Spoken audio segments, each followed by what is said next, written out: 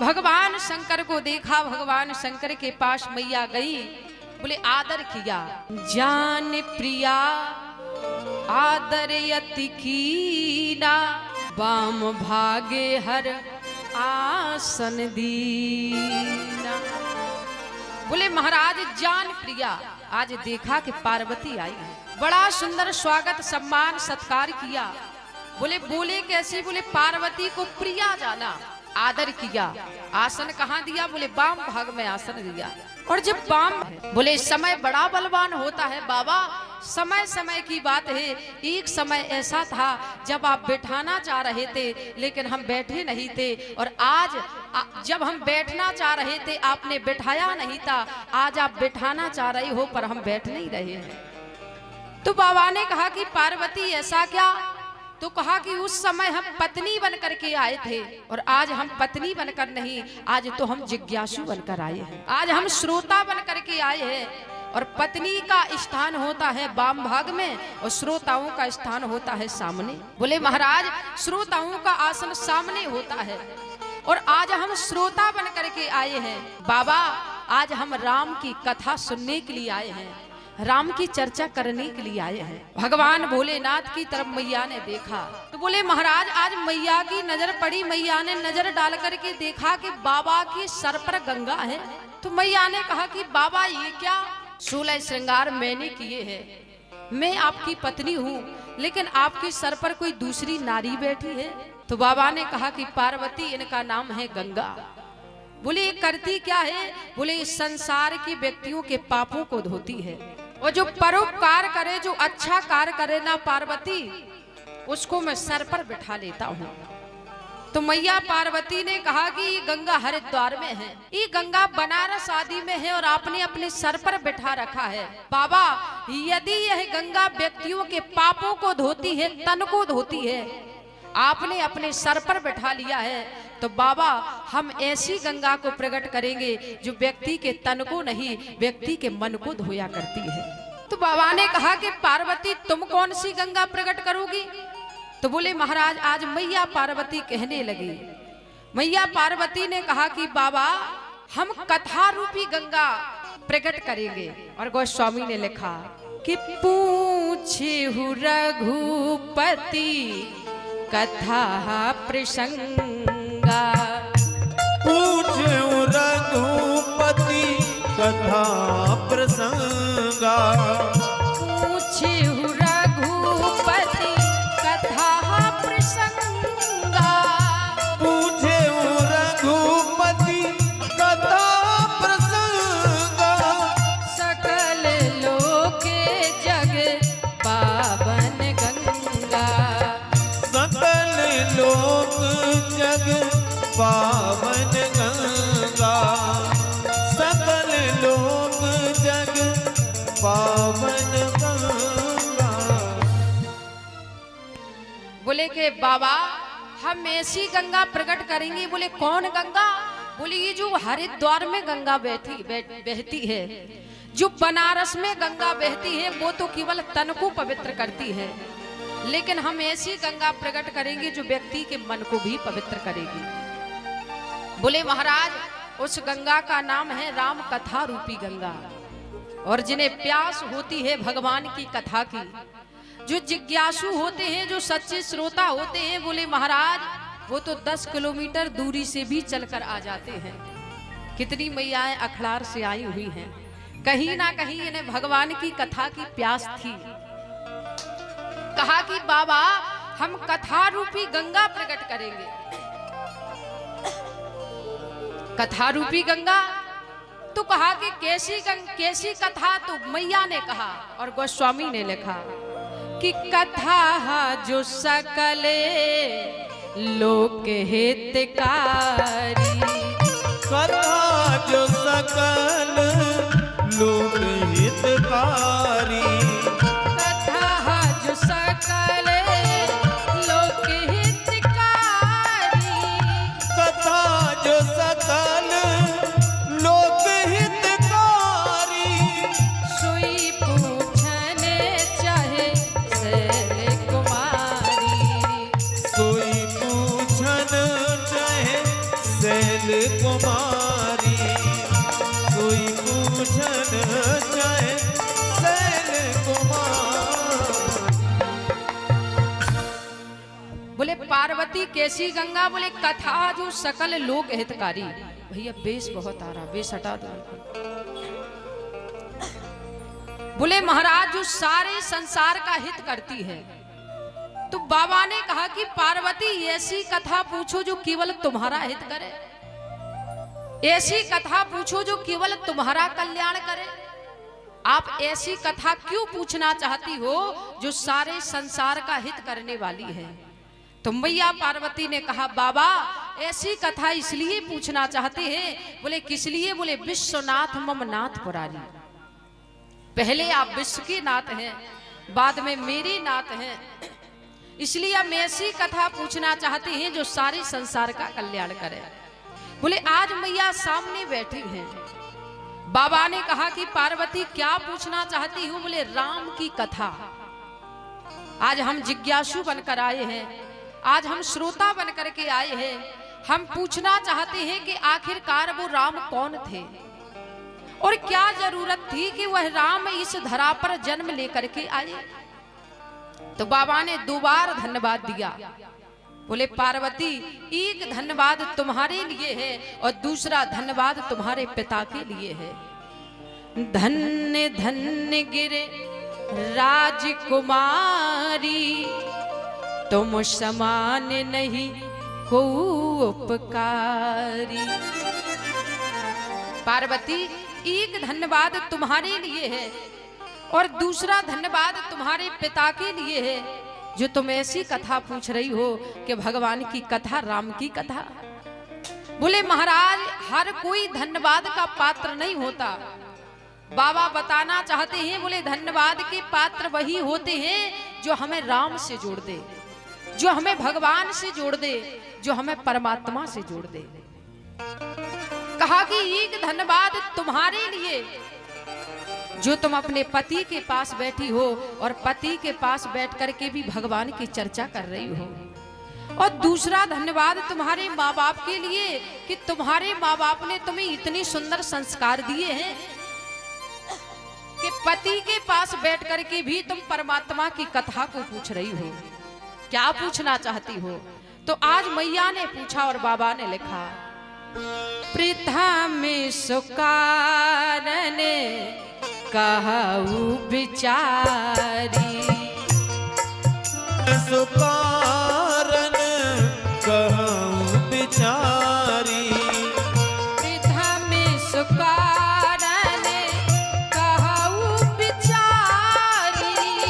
प्रथम सुकारन कहू बिचारी। निर्गुण ब्रह्म सगुण बपुधारी।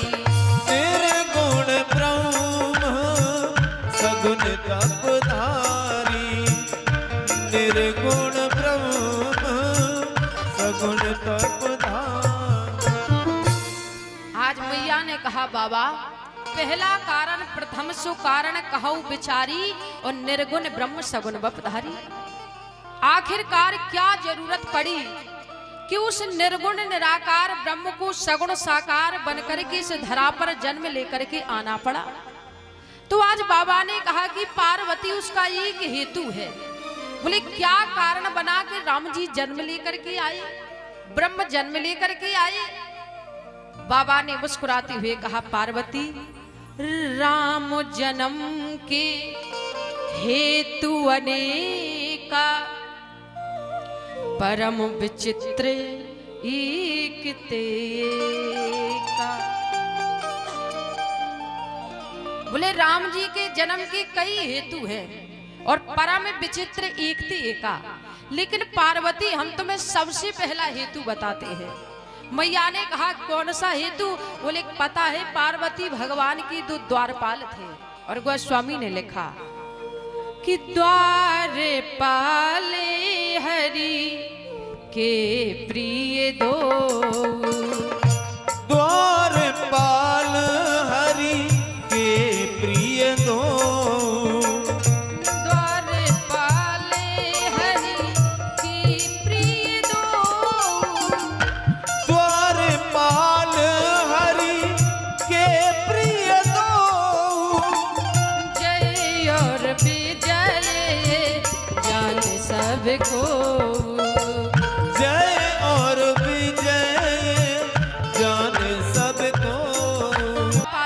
जाकर के कहा, देव हम बद्रीनाथ धाम से चल करके आए हैं, हम परमात्मा के दर्शन करने के लिए आए हैं, हमें भगवान के दर्शन करा दो।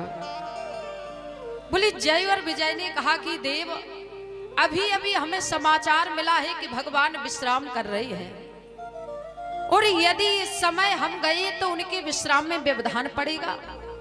आप कुछ समय के लिए यहाँ पर रुको, जब भगवान विश्राम कर लेंगे हम अंदर जाएंगे, भगवान को समाचार देंगे, उसके बाद आप जाकर के भगवान के दर्शन कर लेना।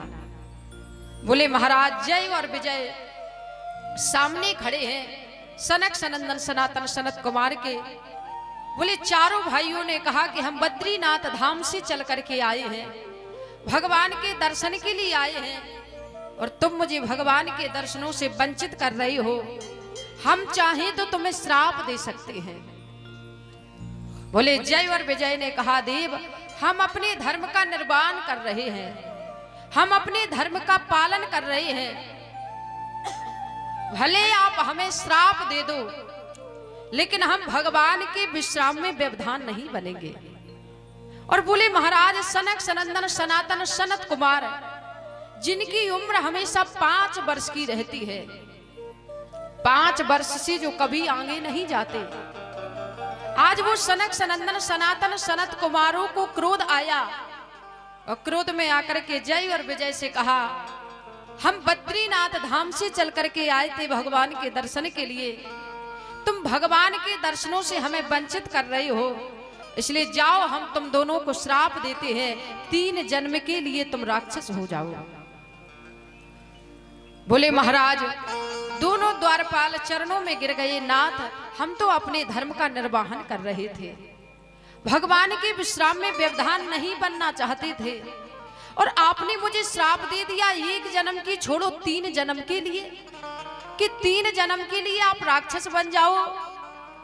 बोले वाणी रूपी बाण चल गया, कहीं ना कहीं सनकादियों को भी बड़ा खेद हुआ, मन में खिन्नता आई कि मैंने बिना किसी कारण के जय और विजय को श्राप दे दिया है। बोले महाराज ये वो सनक सनंदन सनातन सनत कुमार हैं जिनकी उम्र हमेशा 5 वर्ष की रहती है, हजारों वर्ष तक भी पृथ्वी पर रहे तब भी हमेशा 5 वर्ष के बनकर रहते हैं। बोले भगवान से इन्होंने मांगा था तो किसी ने कहा कि ऐसा भी कोई मांगता है, अरे भजन मांगते, भक्ति मांगते, पद मांगते, प्रतिष्ठा मांगते, सनकादियों ने तपस्या की तो यह मांगा कि हम हमेशा 5 वर्ष के बनकर रहे, पृथ्वी पर हजारों वर्षों तक रहे, उसके बाद भी हम 5 वर्ष के बालक बनकर रहे, ऐसा कौन मांगता है? और ये सब मांगने का मतलब क्या है? तो कहा कि सनकादियों ने हाथ जोड़ करके कहा, देव यदि भगवान की भक्ति में कोई बाधक बनता है तो या तो काम बाधक बनता है या फिर क्रोध बाधक बनता है, और 5 वर्ष के बालक में ना तो काम होता है और 5 वर्ष के बालक में ना ही क्रोध होता है। और जब हमारे अंदर काम नहीं आएगा, हमारे अंदर क्रोध नहीं आएगा, तो हम बिना किसी विघ्न के भगवान का भजन कर पाएंगे। इसलिए सनकादियों ने कहा, देव हम हमेशा 5 वर्ष के बालक बनकर के रहे। बोले महाराज आज वो सनकादियों ने श्राप दे दिया, जाओ तुम 3 जन्म के लिए राक्षस हो जाओ। जय और विजय चरणों में गिर गए, देव मेरा अपराध क्या था, मैं तो अपने धर्म का निर्वाहन कर रहा था। उसी समय भगवान निकल करके आए, जय और विजय चरणों में पड़े हैं। सनक सनंदन सनातन सनत कुमारों ने कहा, वाणी रूपी बाण चल गया, तुम 3 जन्म के लिए राक्षस तो बनोगे, लेकिन 3 जन्मों में भगवान तुम्हारा उद्धार करने के लिए आएंगे। कहा कि 3 जन्मों में? कहा कि महाराज 1 जन्म में आप हिरण्याक्ष और हिरण्यकश्यप बनोगे। तो बोले हिरण्याक्ष के उद्धार के लिए भगवान बराह अवतार धारण करेंगे, और जब हिरण्यकश्यप बनोगे तो हिरण्यकश्यप के उद्धार के लिए बोले भगवान नरसिंह अवतार धारण करेंगे। और बोले महाराज 1 जन्म में आप शिशुपाल और दत्ती वक्र बनोगे, तो भगवान कन्हैया के द्वारा तुम्हारा उद्धार होगा। और पता है एक जन्म में तुम रावण और कुंभकर्ण बनोगे तो भगवान श्री राम के द्वारा तुम्हारा उद्धार होगा। 3 जन्म के लिए राक्षस बनोगे, लेकिन तीनों जन्मों में भगवान तुम्हारा उद्धार करने के लिए आएंगे। बोले दोनों द्वारपाल जय और विजय चरणों में गिर गए। देव वाणी रूपी बाण तो चल गया, लेकिन ये भाग्य की बात होगी, सौभाग्य की बात होगी कि भगवान हमारा उद्धार करने के लिए आएंगे। भगवान शंकर के सामने मैया बैठी हैं। भगवान शंकर ने कहा, पार्वती एक कारण यही है जिसके कारण भगवान को इस धरा पर अवतार लेकर के आना पड़ा। हम तुम्हें दूसरा हेतु बताते हैं। बोले दूसरा हेतु क्या? तो गोस्वामी ने लिखा कि एक कलप यही विधि अवतारा, एक कलप यही विधि अवतारा, एक कलप यही विधि अवतारा, एक कलप यही विधि अवतारा, चरते पवित्र ये संसारा, चरित पवित्र किए संसारा, चरित पवित्र किए संसारा। बोले एक कारण तो यही रहा जिसके कारण भगवान को, उस निर्गुण निराकार ब्रह्म को, बोले सगुण साकार बनकर के इस धरा पर आना पड़ा। पता है पार्वती, हम तुम्हें दूसरा हेतु बताते हैं। बोले दूसरा हेतु क्या? गोस्वामी ने लिखा, एक कलपेश्वर देखे दुखारे, एक कलप सुर देखे दिखारे, एक कलपेश्वर देखे दुखारे, एक कलप सुर देखे दुखारे, समरे जलंधर सन सब हारे, समय जलंधर सब जग हारे, समय जलंधर सब जग। बोले पार्वती एक बार बोले अत्याचार बड़ा जलंधर का, बोले राक्षस है, बोले इतना अत्याचार, इतना पापाचार, इतना दुरा, बोले जलंधर के पीछे एक बहुत बड़ी शक्ति है। बोले उस शक्ति का नाम है उसकी पत्नी। बोले जो पत्नी वृंदा है वो पातिव्रत धर्म का पालन किया करती है। और जब जलंधर युद्ध करने के लिए जाता भगवान शंकर से, बोले वृंदा कह देती, देव हम पूजा में बैठे हैं, आप युद्ध करने के लिए जाएं, और जब तक आप युद्ध करके नहीं आ जाओगे मैं पूजा में बैठी रहूंगी। और यदि मैं पूजा में बैठी रही, त्रिलोक में कोई ऐसा पैदा नहीं हुआ कि आपका बाल भी बांका कर दे। बोले महाराज इतना कह करके जलंधर जाता, भगवान शंकर से युद्ध करता, भगवान शंकर परास्त हो जाते। भगवान श्री हरि ने मन में विचार किया कि आखिरकार जलंधर की जो पत्नी है वृंदा, वो पातिव्रत धर्म का पालन किया करती है, सती है, परम सती है, लेकिन इसके पीछे, पातिव्रत धर्म के पीछे कहीं ना कहीं बोले जलंधर को बढ़ावा मिल रहा है और वो धर्म कर रही है, पातिव्रत धर्म का पालन करती है। लेकिन कभी कभी जब धर्म की ओट में अधर्म पले तो शास्त्र कहता है कि उस धर्म को मार देना चाहिए। बोले महाराज वृंदा भलाई पातिव्रत धर्म का पालन करती है, वृंदा सती है, लेकिन वृंदा का यहाँ पर कर्तव्य बनता था कि जो उसका पति जलंधर दुराचारी था, जो उसका पति जलंधर पापाचारी था, बोले महाराज कर्तव्य बनता था कि उसके अंदर का जो राक्षस था उस राक्षस को हमेशा के लिए समाप्त कर देती। लेकिन बढ़ावा देती है, नाथ तुम जाओ, जब तक मैं पूजा में बैठी रहूंगी त्रिलोक में कोई ऐसा पैदा नहीं हुआ जो तुम्हारा बाल भी बांका कर दे। और जलंधर जाता, बोले महाराज भगवान शंकर परास्त हो जाते। एक दिन भगवान श्री हरि ने सोचा कि कहीं ना कहीं राक्षस